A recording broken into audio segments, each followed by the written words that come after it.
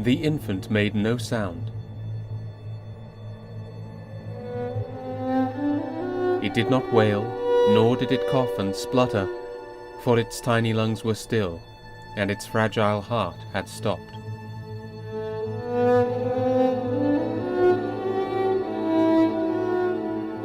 Murdered by its first breath, the child was dead.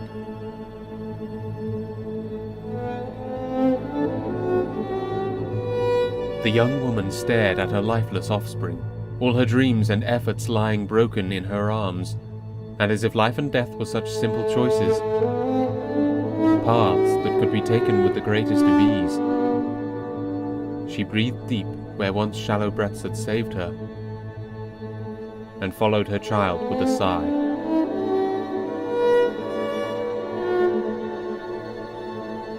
The tall man fell to his knees, and he wept at the sight of it. He wept for them all, for mother and child, and for himself, for the others, for his part in it. There was no way out.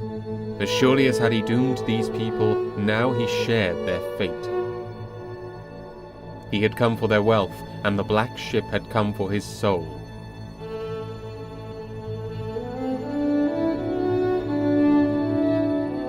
Perhaps hell had always owned it. Perhaps he'd owed it for many years, and at last the demons had come to collect, to harvest it, now that it was ripened by a life of violence and greed. And there was no way out. As heavy footsteps rumbled through the deck, he removed his helmet, drew a pistol, and pressed its barrel into the side of his skull. He closed his eyes. His hand trembled.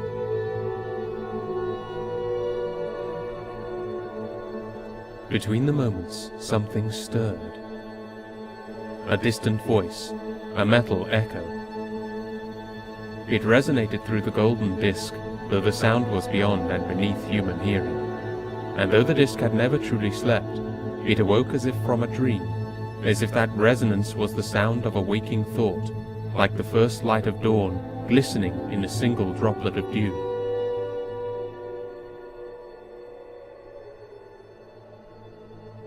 As his finger stroked the trigger, he hesitated. How many times had he squeezed that trigger without any reluctance or remorse? His finger was practically calloused by it, and yet now the metal seemed just as cold, and his skin just as fresh as the very first time. He stared at the dead woman and her child. Their flesh was grey as the hull. Her eyes pierced him, staring at something in the far distance, beyond the hull, beyond the flame. The tainted air burned his lungs. He clenched his jaw and tightened his grip on the pistol. In his mind he squeezed the trigger over and over, the message never reaching his finger. The footsteps were closer now.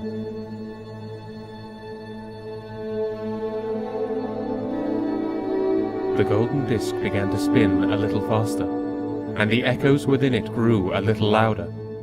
Like the return of the tide, something was building momentum, a vast ocean lapping distant shores.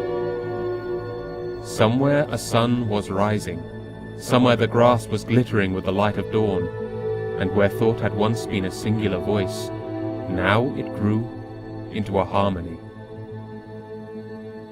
He stared at the lens, at that golden ellipse as it spun within its clasp. It seemed to him that the metal was making the strangest noise.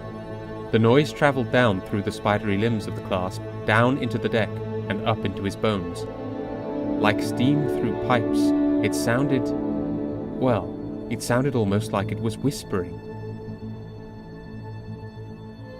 The harmony swelled. The golden disc was filled with a fraction of something far larger, and the mightiest roar travelled across the vastness, reaching the disc as little more than a sigh.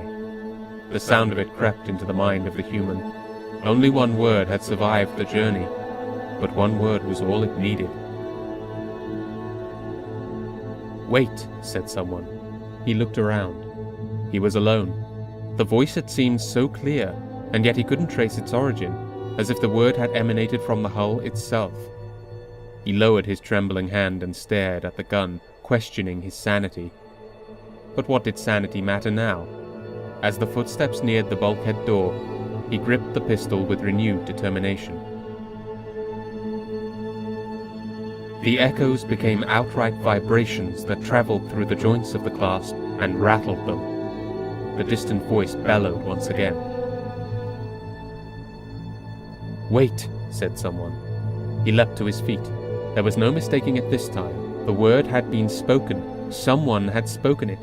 But he was the only thing in that chamber capable of speech. His eyes fell once again upon the lens, and the golden light seemed to hold his gaze. And though no human could see it, silver strands began to coalesce around the spinning disc. Into a dense pattern they were woven, and the fabric was wrapped around the dead child like swaddling cloth. The cloth was tightened, and gently, softly, the child was squeezed. "Wait," said someone, but it was quieter now, an echo fading away into the shadows. And the spinning of the disc began to slow. "Wait." And the tide withdrew. Silence.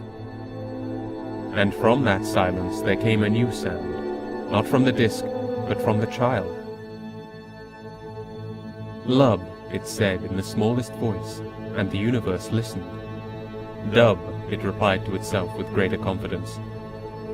"Lub-dub, lub-dub," and the child's lungs expanded. The tall man stared in disbelief as the child woke from death as if from a deep sleep. As it cried for the very first time, he lifted the child from its dead mother's arms and cradled it in his own. "Hush," he said, and rocked the child as someone pounded on the bulkhead door. "They'll not have you. I won't allow it. My blood is yours, for you have saved me from my folly." As the door was opened, he hid the child and aimed his pistol. The trembling in his hand had ceased. With the strength of new purpose, he squeezed the trigger, and far away, something smiled.